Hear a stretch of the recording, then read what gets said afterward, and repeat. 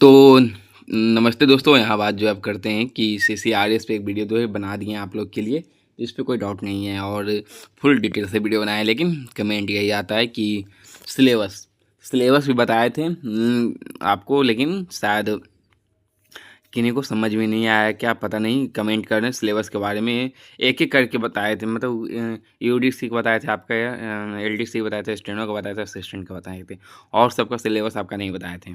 तो कमेंट में आ रहा है कि इसका सिलेबस के बारे में। तो ठीक है, सबका आज एग्जाम पैटर्न सिलेबस क्या है इसके बारे में सिर्फ इसमें बताएंगे और डिटेल से नहीं बताने वाले हैं। तो आपको हम यहाँ दिखा देते हैं किसका क्या एग्जाम पैटर्न क्या रहने वाला, सिलेबस क्या रहने। ये स्टेनो का था, हो चुका था, लेकिन किसमें क्या पूछा जाएगा। सिर्फ CCRS की ही बात करेंगे और सिलेबस को लेकर। और ये तो चलिए, और फी जो है यहाँ 100 रुपया था, ये अब हो चुका है। ऐसे स्टूडेंट को 100 लिया जाएगा। ग्रुप बी ग्रुप सी इससे बांटा हुआ फी की जानकारी अब नहीं देंगे, क्योंकि उसमें भी एक कमेंट किए थे कि 0 रुपये हम शायद बोले होंगे, तो 100 रुपये फी अप्लाई किए होंगे, तो 100 रुपये उनका लग रहा होगा, तो 100 रुपया लिया जा रहा है। तो सबसे पहले सिलेबस पे एग्जाम पैटर्न में आते हैं आपका ये रिसर्च ऑफिसर की। यहाँ बात ही कर लें तो आप देख सकते हैं कि all subject of clinical pathology से यहाँ 35 मार्क्स के आने वाले, 70 मार्क्स के टोटल एग्जाम आपके होंगे। Health research fundamental with emphasis से यहाँ 25 मार्क्स के आपके आने, और जनरल नॉलेज रीजनिंग से आपके 10 मार्क्स आएंगे। ठीक है, और यही रिसर्च, और ये आयुर्वेदिक हो गया, पैथोलॉजी हो गया। तो आयुर्वेदिक पैथोलॉजी सब एक ही है, बस इसमें जोड़ क्या लेना है कि रीजनिंग ये सब एक ही रहेगा। लेकिन जो ये सिलेबस है, इसमें पैथोलॉजी से 35 क्वेश्चन, तो इसमें आयुर्वेदिक से कुछ 35 क्वेश्चन रहने वाले हैं। ठीक है, और डिजाइन ये सब जो होता है, और 10 मार्क्स सब जो है नॉन टीचिंग जो आती है वो सब आपकी रहने वाली है। स्टाफ नर्स में देख लें तो 70 मार्क्स के BSc नर्सिंग डिग्री जो होता है उनसे नॉलेज से 70 मार्क्स के पूछे जाएंगे। फिर GA ये सब रीजनिंग मैथ मिलाकर 20-30 मार्क्स के एग्जाम होने वाले, 100 मार्क्स के होंगे।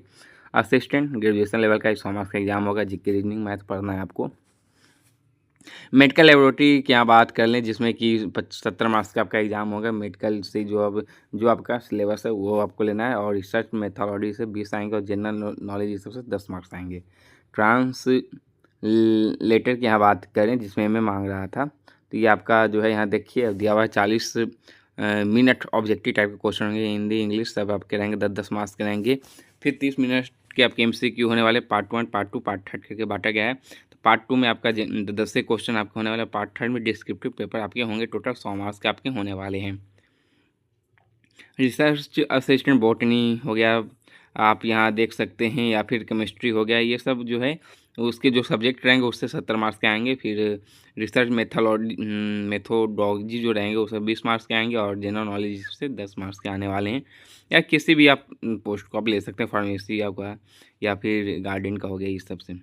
अब यहाँ बात कर लेते हैं स्टेनोग्राफर, जिसमें कि 33 क्वेश्चन आपके यहाँ आने वाले हैं। आप देख सकते हैं इंग्लिश से, रीजनिंग से, ये सब प्री है, मतलब फर्स्ट एग्जाम जो आपका होगा उसकी बात कर रहे हैं।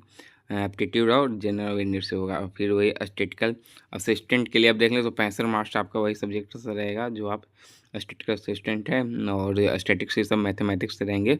और रिसर्च मेथोडोलॉजी यहाँ है आपका 20 मार्क्स के रहने वाले हैं। जनरल अवेयरनेस रिसर्च रीजनिंग से 15 मार्क्स रहेंगे। UDC में आते हैं 33 क्वेश्चन रहेंगे, और न्यूमेरिकल एप्टीट्यूड 40 क्वेश्चन के रहेंगे, और GA आपका 40 क्वेश्चन के रहने पर 100 क्वेश्चन रहेंगे, और 100 मार्क्स के होने वाले हैं। स्टेनोग्राफर ग्रेड 2 जो अप्लाई करेंगे, ये इसमें 25-25 क्वेश्चन रहेंगे। LDC ये सब बता दिए हैं। लेबोरेटरी अटेंडेंस में आपका 70 मार्क्स के रहेंगे। मतलब कि आपको यहाँ बात कर दें कि सब की यहाँ बात कर लेते हैं, या सारे सिलेबस, मतलब जो इसमें टीचिंग ये सब है, या लेबोरेटरी का हो गया जिसमें डिग्री मांग रहा है, नर्सिंग हो गया, तो उसमें जो आप कोई भी फॉर्म अप्लाई करते हो नॉन टीचिंग पोस्ट को छोड़कर, तो क्या है कि इसमें आपका जो है सेक्रेटरी चार्ज ये सब जो है उससे आपके सिलेबस से 70 मार्क्स के आपके एग्ज़ाम में आने वाले हैं, और 10-20 मार्क्स JK ओके मैथ मिला कर आपका हो जाएगा। ठीक है, मतलब 70 मार्क्स से आप ये सोच लिए कि आने का। ड्राइवर का है तो ड्राइविंग का कुछ आपका मैट्रिक लेवल का एग्जामिनेशन सिलेबस ये सब मांग रहे, जनरल अवेयरनेस ये सब, मतलब स्टाफ सिलेक्शन कमीशन का मैट्रिक लेवल का एग्जामिनेशन सिलेबस जो रहेगा वो आपका इसमें 70 मार्क्स से आएंगे। लाइब्रेरी क्लर्क, लाइब्रेरी से आपके 70 मार्क्स के आएंगे, तो मतलब जो ब्लीच ये सब किए हुए रहते हैं उनके लिए है। ठीक है, MTS हो गया, तो MTS में भी आपका स्टाफ सिलेक्शन कमीशन के द्वारा MTS का जो रहता है सिलेबस 70 मार्क्स के रहेंगे। फिर GK मैथ ये सब टेक्नोलॉजी सब कंप्यूटिंग ये सबसे सवाल आने वाले हैं, मतलब कंप्यूटर सबसे भी अब 10 मार्क्स के आने वाले हैं। तो आप यहाँ तक आप समझ गए होंगे, अब कोई बड़ी बात नहीं है, अब समझाने की ज़रूरत नहीं है।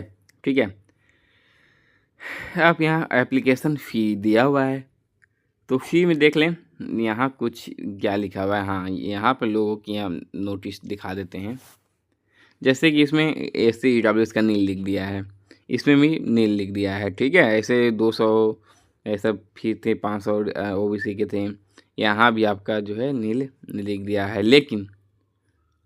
लेकिन बात यहाँ बताते हैं, लोग समझ नहीं रहे थे फ़ी की यहाँ बात को लेकर हम कर रहे हैं। यहाँ 100 आप ध्यान दे रहे हो, यहाँ 200 आप ध्यान दे रहे हो, ठीक है, यहाँ आप 500 आप ध्यान दे रहे हो ना। तो यहाँ क्या बोला, प्रोसेसिंग फ़ी है आपका, एग्जामिनेशन फ़ी नहीं, प्रोसेसिंग फ़ी है। तो प्रोसेसिंग फ़ी जो ये CCRS जो किया है वो सिर्फ जनरल OBC नहीं, ये आपका प्रोसेसिंग जो आप जो अप्लाई करेंगे उसका है, सब कहते हैं 500 आपका लगेगा ये ग्रुप A वाले में, लेकिन अलग से फिर 500 जोड़ दिया गया है इनके लिए। मैं 1000 टोटल 500 जोड़ के ग्रुप A में जो है 500 जोड़ के आपका यहाँ हो चुका है। जनरल OBC को यहाँ 1000 देना है, लेकिन SC ST AWS वालों को 500 देना है। ठीक, ग्रुप B के लिए जो अप्लाई करेंगे तो 200 प्रोसेसिंग फ़ी है, तो मतलब AWS ये सब ST ये सब फीमेल वालों को 200 यहाँ फ़ी लगेगा, लेकिन यहाँ 500 जो है इनको 300 इसमें प्लस करके जनरल OBC को 500 दिया जा रहा है। ठीक उसी तरह 100 रुपये प्रोसेसिंग फ़ी है, तो आपको यहाँ नील की जगह 100 तो देना ही पड़ेगा ना। प्रोसेसिंग के लिए तो नहीं कहा गया है कि SC ST को फ्री में है, प्रोसेसिंग सब के लिए। तो भाई यहाँ तक आप समझ गए होंगे, इसमें कोई डाउट नहीं होनी चाहिए, फ़ी को लेकर कोई अब कमेंट नहीं आना चाहिए।